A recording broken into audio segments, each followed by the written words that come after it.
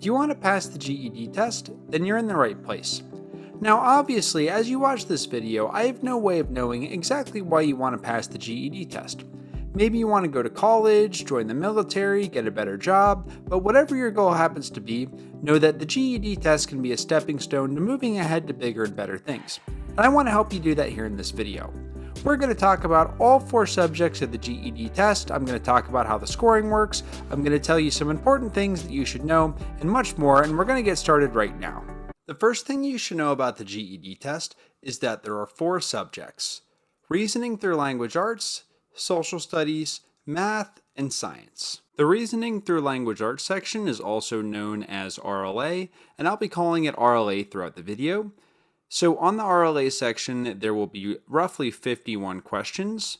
You'll have 150 minutes for this section, and the section is split into 3 parts. You'll have 35 minutes for part 1, 45 minutes for part 2, which is the extended response, also known as the essay, which I'll be talking about more later on in the video, and you'll have a third part that's 60 minutes. Parts 1 and 3 include grammar and reading comprehension questions.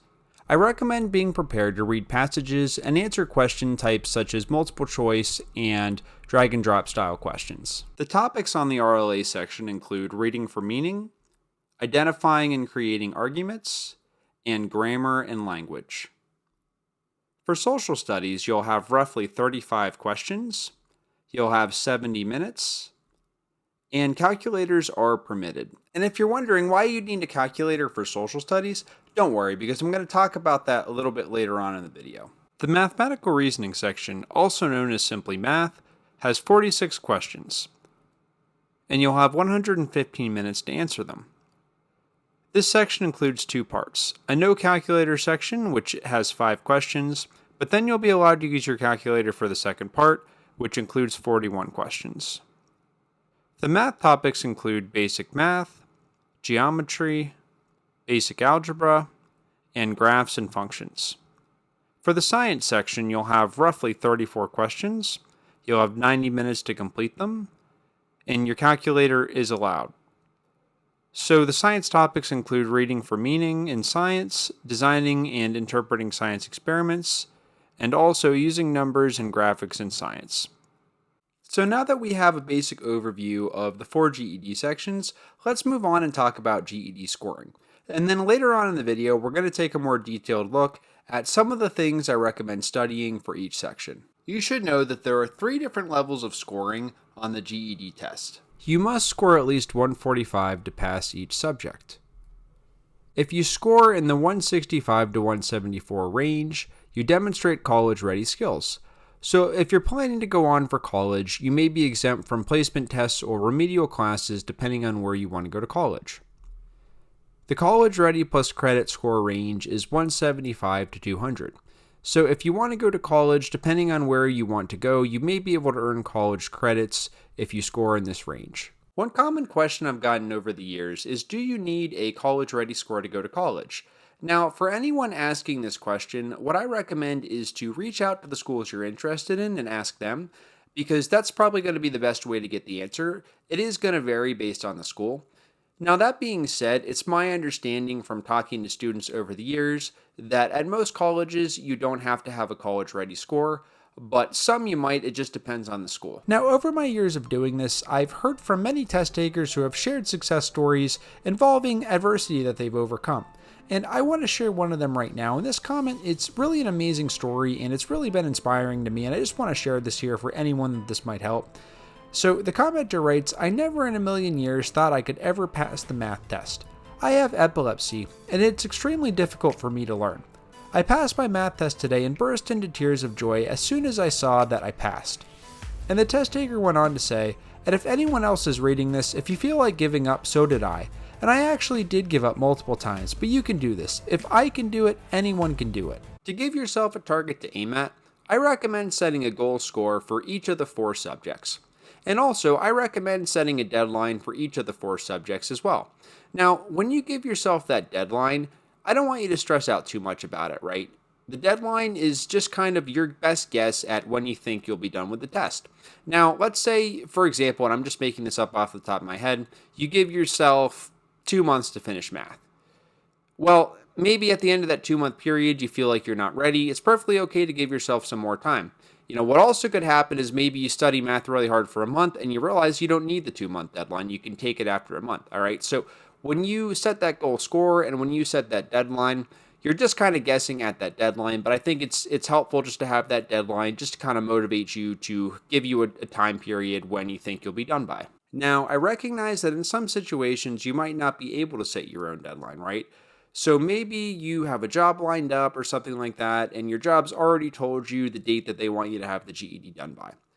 But let's just assume that you can set your own deadline, right? So when test takers can set their own deadlines, they often want to know how long will it take to get the GED done.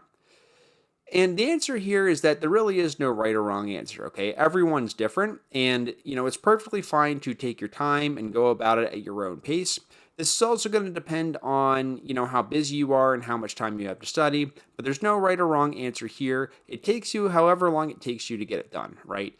But that being said, let me show you some numbers. So I sent out polls before asking basically how long it took for people to pass each section. So I'm going to start by sharing the results of my RLA poll here, and I got 236 votes on this poll, and 51% said less than 1 month of studying to pass RLA, 27% said 1 to 3 months, 7% said 3 to 6 months, and 15% said 6 months or more. So let me show you my math poll now, and so I got 241 votes on my math poll, and 44% said less than 1 month, 25% said 1 to 3 months, 9% said 3 to 6 months, and 22% said 6 months of studying or more to pass math. Okay, so let's look at science now. So I got 216 votes on my science poll. 62% said less than 1 month of studying to pass science, 17% said 1 to 3 months, 6% said 3 to 6 months, and 15% said 6 months or more of studying to pass science.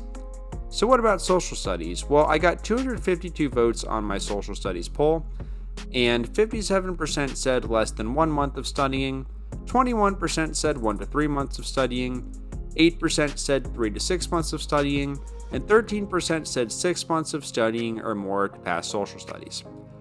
So there's two things I want to mention here. And so the first is that, again, everyone is different. There is no right or wrong answer here. It really takes you however long it takes you. And then whenever you're done and you can move on. All right. So I just wanted to show you these numbers here just for you to reference. And also, I sent out these polls 2 years ago. But the reason this data is all still relevant today is because they haven't made any major changes to the GED test in the last couple of years, really since 2014. So I just put together a Minnie Mouse toddler bed from Walmart for my daughter, and Tommy hasn't figured out it's not for him yet. How many tries does it take to pass the GED? Well, this is another question that there's really no right or wrong answer to, and everyone's going to be different. That being said, I am going to show you some data in just a few moments, but first I want to share a comment that will hopefully inspire anyone out there concerned about how many tries it's going to take. So this is a comment on one of my videos from a couple years back, and the comment says, "I failed so many times. I failed 6 times for math and 8 times for science, and the rest it doesn't really matter. I kept going since 2018, but it just always seems out of reach for me. Even the people who are close to me sees how all hope is lost for me. Hopefully I can pass this time, because if I can't, I'll just give up, because I kept count how many times I failed. If I fail this one, this will be my 18th time. Oh, I was including the retakes as well." So even though this comment is from a couple years back, this is still a really sad comment to read. It sounds like this person was stuck in a really hard situation at that time. But the good news, if I scroll down just a little bit, the good news is that the commenter said, "As of today, I finally got my GED after 6 years and 19 retakes." So here's an example of someone who persevered over a 6-year period and 19 retakes and finally passed. So just know that, we're all in this together. I've seen people overcome crazy things and overcome a lot of adversity. So I just really wanted to share this comment here because this is a really powerful story of someone who overcame tremendous adversity, and hopefully this will inspire anyone out there who is going through something right now and having a hard time with their GED studying. So now I want to show you a quick clip from a video I made several years ago, and it has to do with failing the GED, and coincidentally I'm wearing the same shirt in that video that I'm wearing today, which is pretty crazy. But anyway, I'm going to show you that clip, and then after that, I'm going to show you the data I have on how many tries people said it took them to pass each section of the GED. So there's this park with a water tower called Witch's Hat Water Tower, and there's this high spot there that looks like it has an amazing view of Minneapolis. But every time I go there, there's always a group walking the spot, so I've never gotten to see it. How many people do you think fail the GED test each year? Well, the most recent data I've found was from 2017, when almost 150,000 people failed. So know that it's not too uncommon to fail a GED test section. So if this has ever happened to you, know that you're not alone. Research released from the GED Testing Service about a decade ago showed that only about half of those who failed on their first try ever tried again. This means that about half of GED test takers gave up after only one try. So know that you can't pass if you give up. I don't care if it takes you 1 try or 2 tries or 10 tries. If you stop trying, you're never going to pass. I sat and waited at the picnic table, and that's when I realized that this time, the person at the spot was my wife. She saved the spot for me. So basically, I sent out polls asking how many tries it took people to pass each section. So here's the RLA poll, and I got 276 responses. 74% said 1 try to pass RLA, 11% said 2, 4% said 3, and 11% said more than 3 tries to pass RLA. So for social studies, I had 375 responses. 78% said 1 try to pass social studies, 12% said 2 tries, 4% said 3 tries, and 6% said more than 3 tries to pass GED social studies. So here's for science. So I had 362 responses for science. 79% said 1 try to pass science, 12% said 2 tries, 3% said 3 tries, and 6% said more than 3 tries to pass GED science. Okay, so here's my poll for GED math. Now I had 286 responses, 69% said 1 try to pass GED math, 12% said 2 tries, 5% said 3 tries, and 15% said more than 3 tries to pass GED math. Again, I said this once, I'm going to repeat it now. It doesn't matter how many tries it takes you. It's perfectly okay for it to take you however many tries it takes you, and then whenever you get it done, you're finally done and you can move on with your life. So there's no right or wrong answer to the question of how many tries it's going to take. Everyone's different, but I just wanted to give you these numbers here just for reference. So right now I'm on the GED Testing Service website, and I'm on a blog post that says, how long does it take to get your GED? And I'm not going to read the whole blog post. I just want to show you one thing here, and this is the recommendation for how much to study each week on this blog post by the GED Testing Service. And this may or may not be realistic for you. I just want to point out the recommendation here. So the recommendation here, it says, studying for 90 minutes 4 to 5 times a week is an effective study routine for most people. If this isn't possible, studying 2 to 3 times a week is still a good strategy, though it might take you longer to feel ready for the test. So how do you know which section to start your studying with? Well, there's different ways to go about this, of course, and there's no right or wrong answer. One way to go about it could be to pick out whatever section you think is going to be the hardest. For a lot of people, that's going to be math, although everyone's different. And if you pick out the hardest section and start by getting that done, then you get the hardest one out of the way first. So that's one way to go about it. But another way to do it is to start off with whatever section you think is going to be easiest and leave the hardest for last. That way you start off with whatever you think is going to be easiest for you and you build up momentum. Now, I sent out a poll in which I asked which GED section would you recommend for others to start with, and I got 664 votes on it. 45% said math first, 23% said RLA first, 13% said science first, 20% said social studies first, and I just wanted to share these results with you. And at the end of the day, you have to just decide what you think is going to be best for you and stick with that. I just wanted to share these numbers. Should you study for one subject at a time or study for multiple subjects at once? Well, this is a question that doesn't have a right or wrong answer. I've seen people succeed both ways. And I sent out a poll basically asking this question, and I got 351 responses, and 84% said I'm focusing on one GED subject at a time, and 16% said I'm studying for more than one GED subject. So it looks like the majority of people said that they're doing one at a time. Now, that doesn't mean that that's going to be best for you, right? You might prefer doing more subjects at a time. So this is, again, there's no right or wrong way to do this. Now, if you're just starting out and you're not sure what to do and you want a general recommendation, I do generally recommend starting off with just one at a time. And if you can consistently make time to study for that one subject and you feel like that's going well, if you want to do more, by all means, add more to it. When it comes to scheduling your GED test sections, know that you don't have to schedule them all on the same day. Now, another common question is, do you have to buy a textbook to pass the GED test? And the answer is no, you don't. There's enough free information out there on YouTube and in other places, so you don't have to go out and buy a textbook.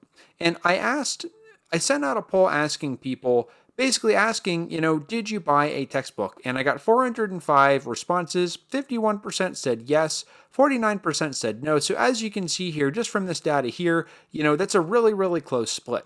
So if you can find one at a library near you, I highly recommend taking advantage of that because, that's more money that you can save, obviously. And what's good about a textbook is many of them will come with at least one full-length practice test, right? Some of them will have 2 full-length practice tests, plus a lot of other information that can be very helpful. And just for the practice problems alone, I think it is beneficial to have a textbook. And like I said, I do encourage you to see if you can get one at a library for free or borrow one from somebody.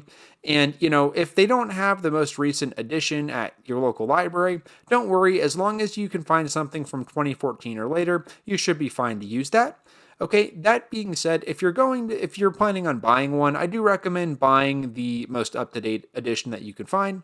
All right, but that being said, they haven't made any major changes to the content of the test since 2014, so anything from 2014 or later should be fine if that's what you have access to. So I just want to scroll down to the comments beneath this poll just to show you something here real quick. So I have a test taker who commented and said, I used a 2017 Kaplan book, but took my test in 2020. All I did was skip over the outdated part in science once I learned that it was outdated. I also bought and used my own calculator to practice on for the real test. So I'm guessing here that the test taker was talking about the science writing section. So just note that if you're using an older textbook and you see anything about a science writing section, just know that you can skip that because as of right now, that's been discontinued. So interestingly, I sent out a poll basically asking people who had bought textbooks if they would recommend for other people to do the same. And I got 307 votes and 70% recommended a textbook. So at the end of the day, it's up to you. You don't technically need a textbook. There are plenty of people who pass the test without using one. But, if you can get one, whether it's free or whether you go out and buy one, I think it can be helpful. So it's just up to you to decide that. Now, as far as which textbook should you go with, Kaplan and Princeton Review are 2 popular options. I don't think you can go wrong with either one, but they're not the only options. There's some other great stuff out there too, so it just depends on what you want to use. So now we've come to an important point in the video, especially if you've never been to GED.com before, because in my opinion, the best starting place for your GED studying is to come right to GED.com, and I have the homepage open right now. And so what I recommend doing if you've never done this before is to come on GED.com and sign up for a free account. So that's where I recommend you start. And so I'm going to go ahead and log into my account now. So after you have an account and you get logged in, you're going to come to a page that looks like this. So a really good starting point is to just go through these free study guides here. Just make some time to just go one by one and take your time with all of this. So I'm going to just click on science here just to give you an example of what you'll see when you come on here. So as you can see here on the science page, right, it says about the test, and then it gives you some basic information down here. So I recommend just taking your time and just reading through all of this. And if you made it this far into the video, you've probably heard me cover a lot of this basic stuff earlier in the video, but I still recommend reviewing it here on the GED Testing Service website. So I'd recommend reading through this and then coming down here and it says study guide, and you'll have, right, these different things you can click on down here. So I recommend just clicking on these and just taking your time and just working through all of these. And then after that, the next thing I recommend you do is come down here and do these free practice questions, right? So it says free science practice questions. So you can click on these, work your way through these. And then you can do that for all of the sections, right? So let me just click here on social studies, for example. So we come into social studies. Same thing here, right? It gives you this basic information at the top here, so I recommend just taking your time and reviewing all of that. Then you can come down here and it'll say study guide. You can click and review all of these. Same thing here, right? You'll have these free social studies practice questions, and I recommend doing those as well. All right, so I recommend just going through all of this stuff for each of the 4 sections, all right? That's a really good starting place. So another cool thing you can do here is come up to the tab that says Study, and you can click on it. And you can come over to here where it says Learning Preference Assessment, How to Study, and you can do the assessment here. It doesn't take that long. It just asks questions like this. I enjoy a wide variety of musical styles, so I'd put mostly agree. I love adrenaline, sports, and scary rides. Yeah, I agree with that. I keep a diary. Okay, so anyway, you get the point here, but it just asks you questions like this. So anyway, there's information on here about the 7 learning preferences. So if you think this would be helpful for you, you can do this here as well. So one other thing I want to show you that might be helpful would be to come down here to where it says preview the test, and you can click on that. And down here it says, learn the computer skills you need for different question types on the GED test. You can click view tutorial, and it takes you through a tutorial here. So if you think that would be helpful, you can check that out as well. So whenever you're ready to schedule your test, you'll just want to make sure that you're logged in to your account, and then you'll find the button that says schedule test, and you'll click it. And it's going to bring you to this page here, and it says, do you want to take your test online or in person at a test center? So if you want to schedule your test online, it says before you can schedule an online test, you need to score a green on a GED Ready practice test within the last 60 days and the subject you want to schedule. So just something to keep in mind if you want to schedule online. Now, if you want to take the test in person at a test center, you may or may not have to pass a GED Ready practice test first, right? And the way to figure that out is to come over to the page about state policies right here. So on the state policies page, you can select wherever you're at here, right? It says select state, and you can just put in wherever you're at. So for example, in Alabama here, if you click it, you can pull up the information here, and you come down to the section here. It says, do I have to take the GED Ready practice test before testing? So it tells you here in Alabama, as of right now, for those testing in person at a testing center, no, you don't have to take the GED Ready practice test before you take the official test. But if you're testing online, it says that you do. Okay, so let me show you an example of a state where you do have to pass a GED Ready practice test before you can schedule in person. So here's Kentucky. So I'm going to just pull open Kentucky, and I'm just using this as an example because it says here for Kentucky, it says if you're testing in person at a testing center, yes, you're required to take it past the GED Ready practice test before scheduling your test. So I recommend just coming on this page here and just putting in your location and checking out the information for that location, right? So you can check out the practice test policies, and you can also see the price, right? There may be variation in price depending on the location. You can look at retake policies. So I recommend checking this information out for wherever you're at. So let me click schedule at a test center here just to give you an example here. So it brings me to this page here. It says select preferred language. Okay. So then it's going to bring up a screen that lets me select which subject I want to schedule. So I'm just going to pick RLA just as an example here. So then it brings up the policy stuff. So after you review this, you can click agree. So I'm going to do that now. Then it brings you to this page here where it says find a test center. So I just put in Minneapolis here as an example. I used to live in Minneapolis, although I don't anymore, but I just use that as an example here. So whatever the location is, you'll just type in your location, and it's going to bring up testing centers near you. And here for Minneapolis, it gives a bunch of examples of possible places to test. So let's just say I want to pick this one, the first one. So as you can see here, it brings up directions here. So how do you know when you're ready to take the real test? Well, there's no guaranteed way to know for sure when you're going to be ready to pass, but I recommend looking for 2 things. The first is a passing score on at least one GED Ready practice test for each subject that you want to test for, and also confidence. Now, it's normal to feel at least a little nervous or scared going into your test, right? But despite feeling nervous, are you starting to feel more confident? Passing a GED Ready practice test and feeling confident are both good signs. Again, there's no guarantee you'll pass the real thing, but if you've got a likely to pass score on a GED Ready practice test and you're feeling more confident, you might be ready to schedule the real thing. Just in case you're not sure what I mean by GED Ready, I wanted to show this here. So the GED Ready practice tests are the official GED practice tests made by the GED Testing Service. Now, if you take one, it's going to tell you if you're likely to pass, too close to call, or not likely to pass. Now, as I mentioned earlier in the video, you won't always have a choice, right? So for example, if you're testing online, as of right now, you do have to pass a practice test before you can schedule. But let's just assume here for a second that you have a choice. I recommend waiting until you can get a likely to pass score to take the real thing. If you get not likely to pass or too close to call, I recommend studying more and waiting until you can get a likely to pass score to test. Now, I have seen some test takers get too close to call scores on GED Ready practice tests and then go in and succeed on the real thing. So it is possible, but I still recommend waiting until you get a likely to pass score to take the real test. Now, let me just say this. There are a lot of helpful free resources out there, and I encourage you to take advantage of them as you study. There's enough information available for free here on YouTube to pass. Just on my channel alone, I have 400 some videos out. But what I always recommend is to use the free practice questions you have available to help you learn as much as possible, and if possible, use the GED Ready practice test to help you predict how well you'll do on the real test. So one common question I get about the GED test is there stuff to memorize before you go take the test? And to answer this, I pulled up the GED Testing Service website, and I'm going to read you what this website says about memorization. So starting with math here, it says, you don't have to memorize formulas and will be provided a formula sheet to use on the exam. So that's for math. So if we come down here for science, it says, the science exam is not about memorization. You won't need to memorize the periodic table of elements, but you will need to recognize names and symbols of key elements in answering some questions. So what about social studies? So for social studies, it says here, the social studies exam is not about memorization. You won't need to memorize the capitals of countries or dates that events occurred, but given some information about an event, you might need to use that in drawing conclusions.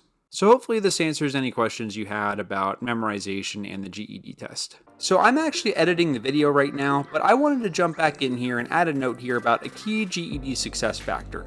Now, researchers did a study and found that desire is a key GED success factor. So really ask yourself, how badly do you want it?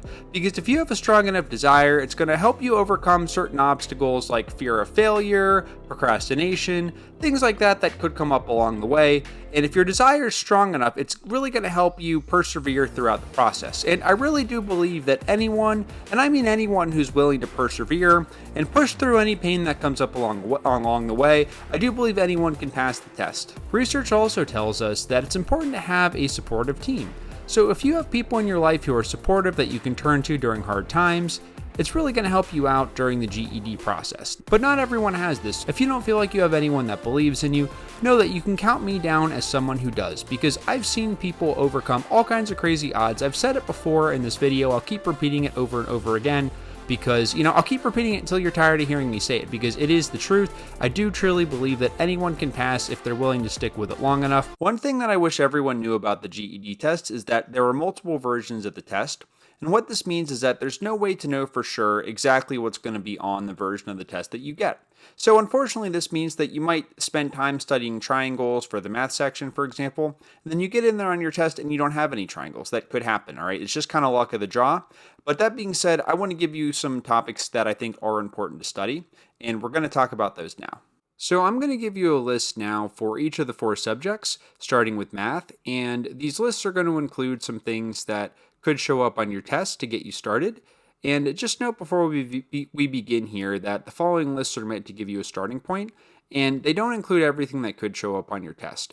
Also, I want to make the point here that you don't necessarily have to know everything to pass, right? So if you open up a GED textbook and you see all the information covered in that book, know that you don't have to know all of it to pass necessarily. You just have to learn enough of it so that you can get that passing score. Also, I just want to stress again that there's no guaranteed way to know exactly what's going to show up on the version of the test that you get, because there are different versions of the test. So just keep that in mind here as we proceed. And I also want to note here that I'm going to be reading these lists fairly quickly, or at least I'm going to try to, just to keep the pace of the video going so the video doesn't stretch out for too long. But if you are taking notes or maybe making a checklist, please feel free to pause the video at any time and take all the time you need to copy whatever you'd like to down. Because I am going to be reading fairly quickly to keep the video moving. So on the math section, you may get questions that involve number lines. I recommend learning the order of operations rules, also known as Please Excuse My Dear Aunt Sally or PEMDAS. Now, you'll also want to know how to do operations with positive and negative numbers. And by operations, I mean subtraction, multiplication, division, and addition. So you may also get questions involving absolute value. Rounding, factors, and multiples questions may pop up. And also, I recommend studying the commutative and distributive properties. So you also may get questions asking you to find points and graph equations. You may get questions on slope. Now, over my years of doing this here on YouTube, one topic that I've heard people say came up on their test again and again and again is slope. So I do recommend studying slope. You also might get questions asking you to find the equation of a line when you know the slope and a point on the line. You could also have to find the equation of a line when given 2 points on a line. You also may be asked to identify if lines are parallel or perpendicular. Now, when it comes to fractions, there are a handful of things that I'd recommend knowing, right? And so if I give you a fraction and I ask you what number is in the numerator and what number is in the denominator, all right, that's the kind of thing that you'd want to know when I put numerator and denominator, that's kind of what I mean. Identify the numerator, identify the denominator. Also, you'll want to know what's the difference between mixed numbers, proper fractions, and improper fractions, and also how to convert between a mixed number, how to convert a mixed number into an improper fraction, and vice versa. You'll also want to know simplifying. Some people also call this reducing fractions. Some people call it lowering fractions. And you can actually do this on your calculator as well. Comparing fractions may show up on your test, and operations, things like addition, subtraction, multiplication, and division with fractions. Also, fraction decimal equivalent. So, for example, the fraction 1/2 is equal to 0.5, that kind of thing. So for decimals, you'll also want to know how to do operations like addition, subtraction, multiplication, and division. Percent questions could show up. Now, percent questions, you may get a basic calculation, or you might get a word problem, so just watch out for that. And I actually have heard students say that they've gotten percent questions on their test. No guarantee, obviously, that you'll get a percent question on your version of the test, but I have heard that these do come up commonly. Mean, median, mode, and range questions are very important to know for every subject on the test except for the RLA section. I'll probably say this again and again throughout the video, but it is important to note that mean, median, mode, and range questions are fair game for multiple sections. Scientific notation could come up on your test. Exponents and square roots are important to study. Also, probability questions could come up.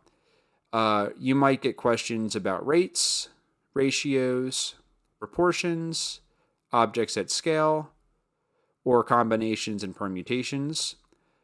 You also may get questions involving graphs and charts, histograms, that kind of thing, and undefined expressions, also counting techniques, and then also solving equations. And solving equations is a really fundamental skill for the test, in my opinion.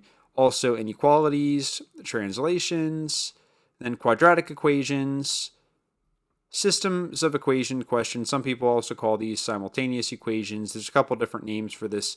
And then functions. I've heard that function questions come up quite commonly. Again, there's no guarantee exactly which types of questions you'll get on your test, but I have heard that these come up often. Then polynomials, and this is another topic, polynomials, that I've heard from test takers shows up on their test quite a bit. Again, I've said it once, I'll keep repeating it. No one knows exactly which questions you're going to get on your version of the test, but I have heard that polynomials do come up quite a bit. And then also rational expressions. So you may also get questions involving distance, cost, simple interest, and then word problems. And I put word problems in bold because I would unfortunately expect to get a lot of word problems on your test. So just a heads up about that. I know a lot of people don't like word problems, and I can understand why. But just a heads up, I'd rather tell you now than have you go into the test and not know that there's going to be a lot of word problems. I would expect to get a lot. Okay, and then when it comes around to geometry, you may be asked to classify triangles. You may get questions involving finding the missing angle of a triangle. You may get questions about four-sided plane figures, and you'll want to know that internal angles add up to 360 degrees and be prepared to solve problems. And if you're not sure what I mean by that right now, absolutely no worries. I'm just kind of introducing some stuff that could show up on your test. Also, you may be asked to find the side lengths of triangles, rectangles, and polygons when you know the area or perimeter. You also might be asked to find the area and perimeter of triangles, rectangles, polygons, and composite shapes. The Pythagorean theorem questions might come up. That's basically questions involving right triangles. You may get a word problem, or you might just get a calculation involving this. Then you also might have to find the radius or diameter of a circle when you know the area or circumference. You may also be asked to find the area of a circle or to find the circumference. And I do recommend knowing the difference between the radius and diameter. I actually just saw a post on Reddit from a test taker who got an incredible score, got a perfect score on math. And the test taker said to pay close attention to keywords like diameter or radius in the questions. So I recommend just knowing if you're given the diameter, how to convert that to the radius, and if they give you the radius, how to convert that to the diameter, and vice versa. So also you might have to find the volume and surface area of rectangular and right prisms, cylinders, and right pyramids. Or you might have to find the side lengths, radius, or diameter of 3D figures when you know the volume or surface area. So what about GED Science? So now I'm going to give you a list of things that could pop up on the GED Science section. And one thing that I've heard from test takers that comes up often is the scientific method. Also, mean, median, mode, and range questions are fair game for science. So you want to know how to beat those. Also, independent and dependent variables. Reading graphs, that's an important skill, and ecosystem/food web style questions. If you've seen any of my practice test videos, you'll probably know what I mean by these questions. Sometimes they feature my cat Tommy.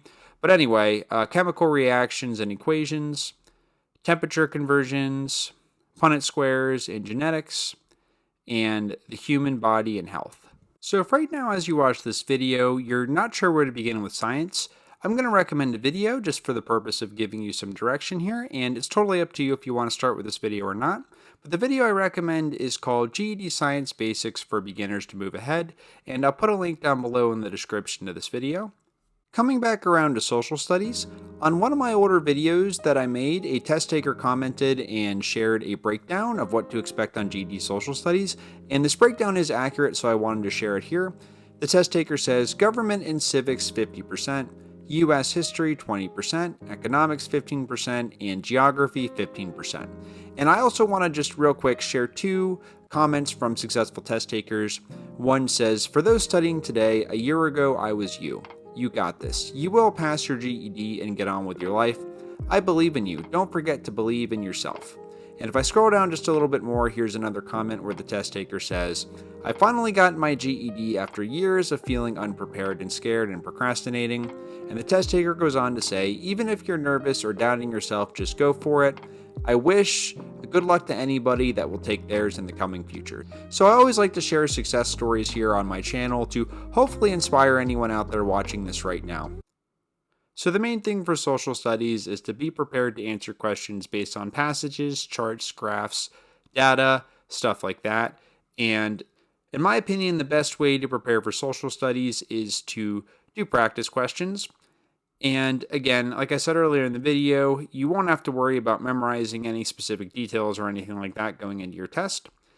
And two more points I want to make before I jump into the list here. So first, the following list is meant to give you an idea of what some of the passages might be about.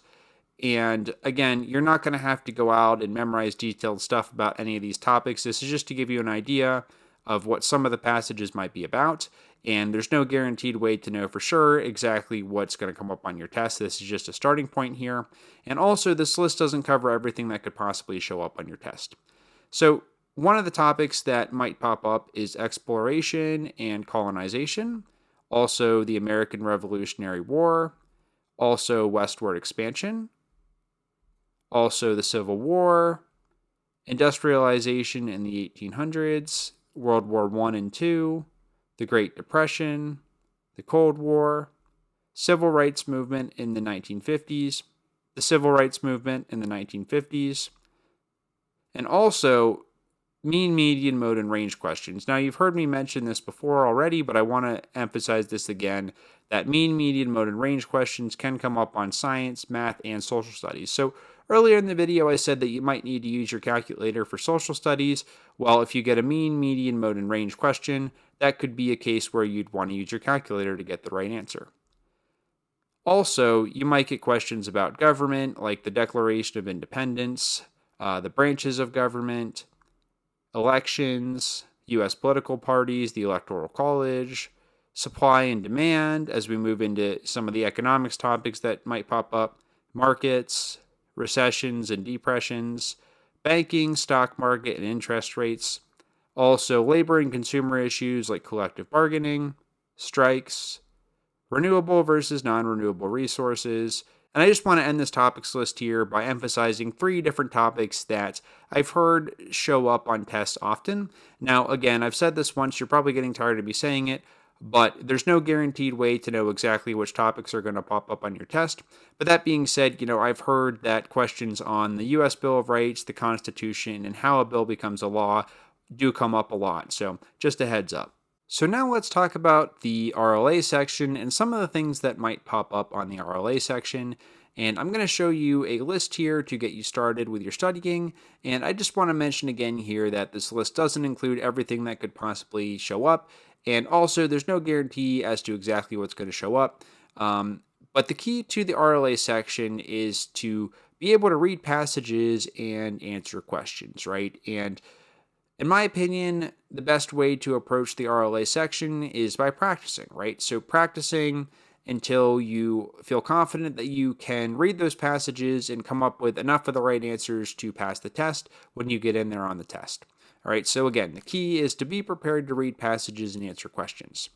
Now, some of the things that might pop up, I want to start off here with main ideas and supporting ideas. So the main idea is the most important idea the writer wants to communicate, and the supporting details are the facts and examples that support the main idea. So also restating and summarizing. Now, restating is to explain something in your own words. Summarizing is to explain something by picking out what you think are the most important points. Also, okay, I already said this, but I just want to read this again because I put the slide in here. Practice reading passages and applying ideas to answer questions, and that's really the key to the section. All right, so comparing and contrasting could come up. Also, while you're reading, if you note any cases where the author is comparing and contrasting, just make a mental note of that because you might get questions about that. Also, cause and effect could turn up here. And then word choice, right? Positive versus negative versus neutral connotation. And, whenever a writer writes a passage, that writer has to make decisions about what words to use. And some words might cause you to have a negative feeling or a negative image. We'd call that a negative connotation. All right. And then there's also positive connotation and neutral connotation. So identifying the differences between similes, metaphors, and personification. You may get questions asking you to do that. And then also recognizing conclusions, right? So you might get questions that require you to read a passage and then figure out what the conclusion is. Also generalizations. A generalization is basically a broad statement. So point of view, right? You might have to read something and then identify the author's viewpoint on an issue. So there's also tone, and a writer's tone is the attitude that they have about the subject. Some examples could be formal, informal, positive, or negative, or concerned. All right, so then there's text structure, and basically in nonfiction writing, the writer has to make decisions about how to present the information. And 2 big ways to do this could be using examples. So often you'll see when you're reading, the author will say, for example, and then the author will go on to provide an example, right? The author might also make a pros and cons list, right? The author might do something like talking about the benefits of something and then say, on the other hand, and then start talking about the negatives of something. All right, so just keep this in mind. Also, text structure could be chronology, like a sequence of steps, like first, second, last. Also, elaboration, the author adds more details to explain something. And then you also might get questions where you have to read a passage and try to figure out the author's purpose for writing it, right? Did the author write this to persuade, to inform, to narrate, or entertain? And then you may get questions that ask you to use graphics along with the text to answer questions. So you might have to read a piece in which an author takes a position on an issue, which we call the argument. And the conclusion is basically the statement the writer's making. The evidence basically is the support for why the author believes the argument, and the premises are the assumptions the writer is making behind the argument. And then also you might have to interpret how valid an argument is, and really there has to be evidence to support an argument in order for it to be valid. And to determine this, you'd want to look at things like facts, data, and so on and so forth. And another skill is to put information together from different sources on a related topic or theme. So you might be given an email and a news story, for example, about the same topic, and you might have to read both of them and use them both to get questions right. And you also might have to analyze text with opposing arguments, right? So you might have to read two passages that are about the same topic, but the authors might have different viewpoints on an issue. So for example, two people might disagree about the best age to give kids a cell phone, something like that. So there's often overlap between the skills for interpreting nonfiction and fiction. And when it comes to fiction, some specific things that could pop up are plot and plot elements, right? The plot is just the events in the story, the conflict is the problem, and the characters are the people, right? And the narrator is the person telling the story, and the narrator is often the person giving us important information about the characters. So you may get questions asking you to make inferences, which are basically educated guesses based on your own experience and the information in the story. Now, you might get questions about the theme, and the theme is basically the big message in the story that the writer wants you to take away. Sometimes the writer might kind of spell it out directly, and sometimes in trickier cases, you might have to infer it. Also, when it comes to grammar, things like being able to identify a complete sentence versus an incomplete sentence, and then simple versus compound sentences, punctuation rules, you might get questions on. Being able to identify run-on sentences and comma splices could come up on your test. Also, modifiers, parallel structure, apostrophes, paragraphs. So a paragraph is a set of sentences. When you're reading the passages, you'll see that most paragraphs, at least in nonfiction, will have a topic sentence that states the main idea, which is usually going to be the first sentence, and then the remaining sentences will usually provide supporting details to that. You should also know about transition words and phrases, particularly for the extended response portion. Tommy, do you have any tips you want to add? So now I want to talk about the extended response portion, also known simply as the essay. So here's a true or false question for you. You can still pass GED RLA if you get a 0 on the essay if you do well on the multiple choice. Is this true or false? And let me start off by saying that you can get a 0 on the essay and still pass the RLA section if you do well with parts 1 and 3. The GED Testing Service even acknowledges this. So what you see on the screen right now is a document on GED.com. And if you scroll down through here, and I'll put a link to this down below, basically if you scroll down through here, they say, and yes, it is possible to pass without earning score points. However, this is not a good test strategy, and I agree with this 100%. I do highly recommend taking the essay seriously. It's worth approximately 20% of your test score, as they say right here. So if you do well on it, it can help, particularly if you don't do so well on the other questions in parts 1 and 3, the essay can bail you out. So I do recommend taking it seriously, but at the end of the day, try not to stress out too much about it. That would be my recommendation, just because it is possible to pass if you get a 0 if you do well with the other questions. So with that being said, let me now tell you what you can expect on the extended response portion, also known as the essay. So you're going to have 45 minutes to complete the essay, and regardless of which prompt you get, the basic idea is that you're going to read two sources and decide which one makes the stronger argument and which one is best supported. One common question that comes up is, how do you know which source to write about? And there actually is no right or wrong answer, so pick whichever one you think you can do a better job writing about. So to fully maximize your score, you're going to want to use the 5-paragraph essay format. So first you're going to write an introduction, then you're going to write 3 body paragraphs, And then lastly, you're going to end with a conclusion paragraph. Now, I have examples of how to do this, and I break this down in more depth in other videos, so if you're interested in those, I'll put some links down below in the description to some of my other writing videos. I just kind of want to give you a brief introduction of what to expect now.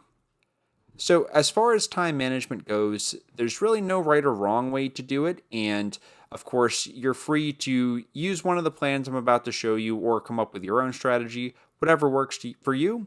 But the first plan I want to show you is the balance plan, which gives you 10 minutes to read and plan, 25 to write, and then 10 to check and edit.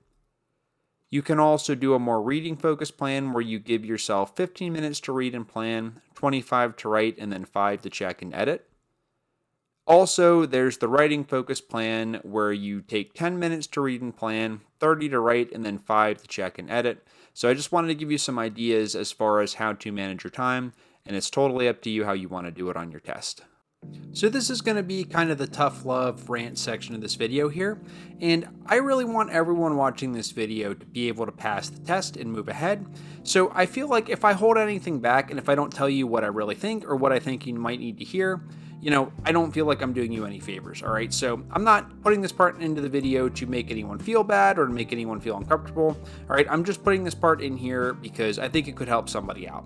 So right now, as you watch this video, if you're struggling or you're not moving ahead or you're not making progress like you want with your GED studying, there are a couple things I want you to think about. And the first thing I want you to think about is, are you putting enough time into your studying? And that's a question that only you can answer. And, I just want you to be honest with yourself about this. If you haven't been putting enough time into your studying, then, that could be what it takes to get you to move ahead, is just putting some more time in. All right. Now, that being said, I understand, everyone's got limited time, right? No one has unlimited time. And you might feel like you already are putting enough time into your studying. So just ask yourself honestly, are you putting enough time in? And if you feel like in your heart you are putting as much time as you can in, the second thing I want you to think about is, are you putting enough effort into your studying? It's possible to put a lot of time into your studying without putting a lot of effort in. So let me explain what I mean. So let's say that you go to a library, just as an example, right? You go to a library and you sit down in the library for an hour. Do you spend the majority of that hour on task? Do you spend most of that time studying and focusing on your studying? Or are you spending the bulk of that time on social media or web surfing or on your phone? So just because you're putting time into your studying, if you're not really making the best use of that time, if you're not putting effort and focus in during the time you do have to study, then, that might be what you need to correct to move ahead. All right. So again, I'm not saying this to pick on anybody or make anyone feel bad. If you haven't been putting enough time and effort into your studying, I'm just saying this just to hopefully kind of wake you up and just show you that this might be what you need to do to move ahead. Now, there are a lot of people out there who are putting a lot of work in and are putting a lot of time and effort in, and they're still having trouble moving ahead. So if this sounds like you, what I recommend is to go back and review some of the basics, right? So just ask yourself, is my foundation as good as it could be? Because some of the harder, more advanced math skills build on other skills, right? So sometimes in math, skills build on other skills. So I just ask yourself, is my foundation as strong as it could be? And if it's not, you might want to go back and spend some time reviewing the basics, and then go ahead and try some of the more advanced math stuff after you've reviewed the basics, and you might have more luck with it.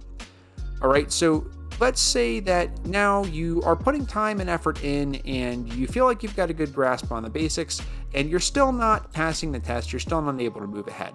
What do I recommend? Well, this is often what happens when people get, too close to call scores, or maybe they take the test and let's say they take math and they fail by just a point or two, which is really, really frustrating. And it can be stressful and it can be hard, not just for the test taker, but also for that person's family, right? It can put a lot of stress on not just you, but other people in your life. And I hate seeing this. I don't want to see this happen to anybody. So what I recommend, if you're kind of getting into the too close to call range with your practice tests, or maybe if you've had an unsuccessful attempt where you were close but just didn't quite pass, what I recommend doing is, spending time going after some new topics. Spend some time going after topics that you haven't studied yet, all right? So obviously it never hurts to review stuff that you already know just to keep it fresh, but I would prioritize, right? If you're getting into this range where you already have a good grasp of the basics and you are willing to put the time and work in and you're not where you want to be, what I recommend is just opening up a textbook if you're using a textbook, or just, go on YouTube if you're using videos and just pick out 3 things that you haven't studied yet.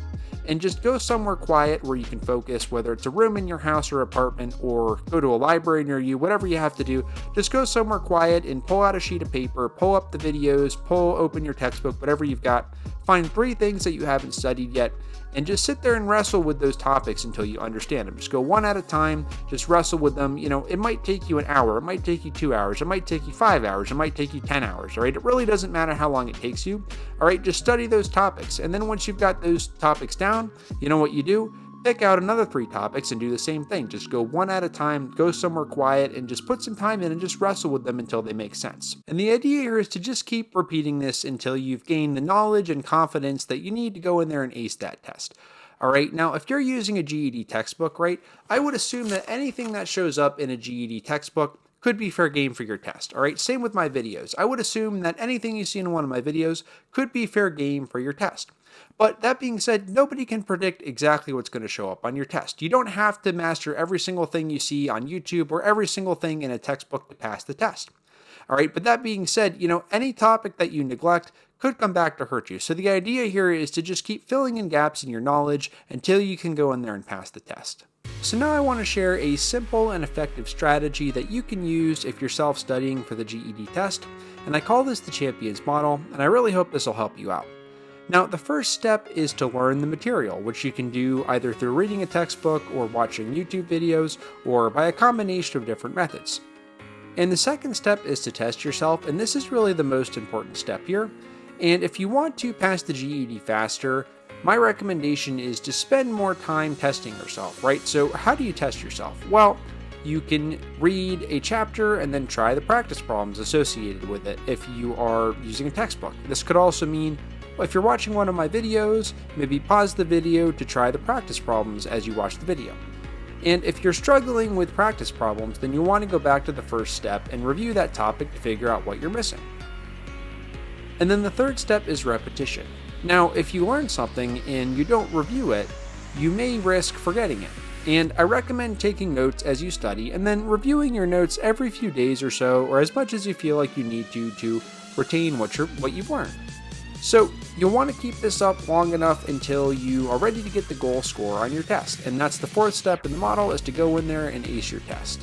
So I have a textbook open here just to kind of show you what I mean. So let's say that you want to study simultaneous equations. Some textbooks call this systems of equations, but that's not really the point here. The point here is that, what I would recommend you do is start by just, read the lesson here and then try the practice questions associated with it, right? And so just keep going here, read the lessons, try the practice questions. And if I turn the page here, right, you see that there's more practice questions at the end. So, obviously, the text is probably showing up pretty small on the screen here. I don't expect you to be able to read this through the screen. I'm just showing this as an example. Just if you've got a textbook, just read the information and then go and try all the practice questions, or at least enough until you feel like you can consistently get these questions right on the test. And the same thing applies for videos. So if you're using videos, on most of my videos, what I do is I'll teach and then I'll give you a chance to pause the video and try practice questions. Now, if you're self-studying, I think it's helpful to have checklists, and if you want to, you can go back to earlier in the video when I gave out those topic lists, and you can use those as a starting point to make yourself checklists. And if you have a textbook, sometimes in the front of the textbook, if they've got a detailed table of contents, which not all books do, but if you've got one that does, you can even use that as a checklist. Let me show you what I mean. So this is another textbook that I opened up here, and I just want to show you that you can actually use the table of contents right here as a checklist, right? So some textbooks don't have detailed table of contents in the front like this. Some of them do, just depends on which one you have. But anyway, if it's your book and you're okay with writing in it, you can even study a topic and then come in the front and maybe put a check mark next to it or cross it off or whatever you want to do to remind yourself that you've already studied that.